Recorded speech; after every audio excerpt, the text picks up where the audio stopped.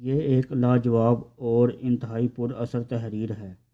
میرا یہ یقین ہے کہ اگر ایک دفعہ اس تحریر کو آخری تک پڑھ لیں تو آپ کی زندگی میں چھوٹا سا انقلاب ضرور آئے گا انشاءاللہ۔ ایک نوجوان نے درویش سے دعا کرنے کو کہا۔ درویش نے نوجوان کے کاندھے پر ہاتھ رکھا اور بڑے جذب سے دعا دی، اللہ تجھے آسانیاں بانٹنے کی توفیق عطا فرمائے۔ دعا لینے والے نے حیرت سے کہا، حضرت الحمدللہ، ہم مال پاک کرنے والوں کے لیے ہر سال وقت پر زکوٰۃ نکالتے ہیں، بلاؤں کو ٹالنے کے لیے حسب ضرورت صدقہ بھی دیتے ہیں، اس کے علاوہ ملازمین کو ضرورتوں کا بھی خیال رکھتے ہیں۔ ہمارے کام والی کا ایک بچہ ہے جس کی تعلیم کا خرچہ ہم نے اٹھا رکھا ہے، اللہ کی توفیق سے ہم تو کافی آسانیاں بانٹ چکے ہیں۔ درویش تھوڑا سا مسکرایا اور بڑے دھیمے اور میٹھے لہجے سے بولا، میرے بچے، پیسے، کھانا، یہ سب تو رزق کی مختلف قسمیں ہیں، اور یاد رکھو رزاق اور الرزاق صرف اور صرف اللہ تعالیٰ کی ذات ہے، تم یہاں کوئی اور انسان یا کوئی اور مخلوق نہیں۔ تم جو کر رہے ہو اگر یہ سب کام کرنا چھوڑ بھی دو تو اللہ تعالیٰ کی ذات یہ سب فقط ایک ساتھ میں سب کو عطا کر سکتی ہے۔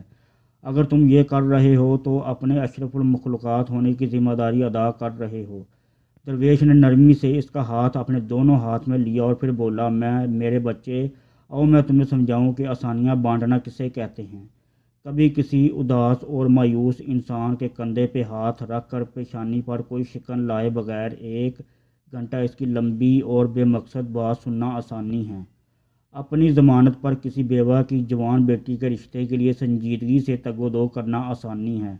صبح دفتر جاتے ہوئے اپنے بچوں کے ساتھ محلے کے کسی یتیم بچے کی اسکول لے جانے کی ذمہ داری لینا یہ آسانی ہے۔ اگر تم کسی گھر کے داماد یا بہنوئی ہو تو خود کو سسرال میں خاص اور افضل نہ سمجھنا یہ بھی آسانی ہے۔ غصے میں بپھرے کسی آدمی کی کڑوی کسیلی اور غلط بات کو نرمی سے برداشت کرنا یہ بھی آسانی ہے۔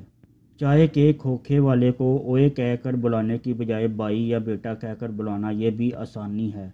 گلی محلے میں ٹھیلے والے سے بحث مباحثے سے بچ کر خریداری کرنا یہ آسانی ہے۔ تمہارا اپنے دفتر، مارکیٹ یا فیکٹری کے چوکیدار اور چھوٹے ملازمین کو سلام میں پہل کرنا، دوستوں کی طرح گرم جوشی سے ملنا، کچھ دیر رک کر ان سے ان کے بچوں کا حال پوچھنا یہ بھی آسانی ہے۔ ہسپتال میں اپنے مریض کے برابر والے بستر کے انجان مریض کے پاس بیٹھ کر اس کا حال پوچھنا اور اسے تسلی دینا یہ بھی آسانی ہے۔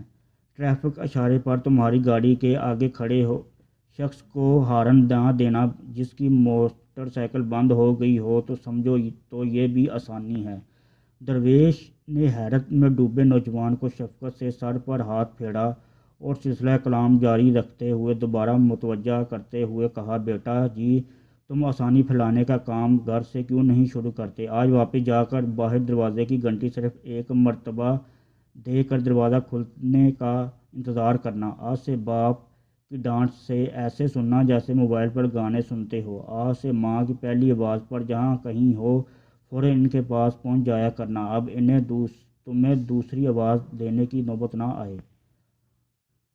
آئندہ سے بیوی کی غلطی پر سب کے سامنے اس کو ڈانٹ ڈپٹ مت کرنا۔ سالن اچھا نہ لگے تو دسترخوان پر حرف شکایت بلند نہ کرنا۔ کبھی کپڑے ٹھیک استری نہ ہوں تو خود استری درست کر لینا۔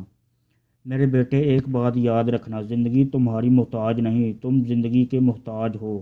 منزل کی فکر چھوڑو، اپنا اور دوسروں کا راستہ آسان بناؤ، انشاءاللہ تعالیٰ منزل خود ہی مل جائے گی۔ آئیں صدقے دل سے دعا کریں، اللہ تعالیٰ ہم سب کو آسانیاں بانٹنے کی توفیق عطا فرمائے۔ آمین ثم آمین یا رب العالمین۔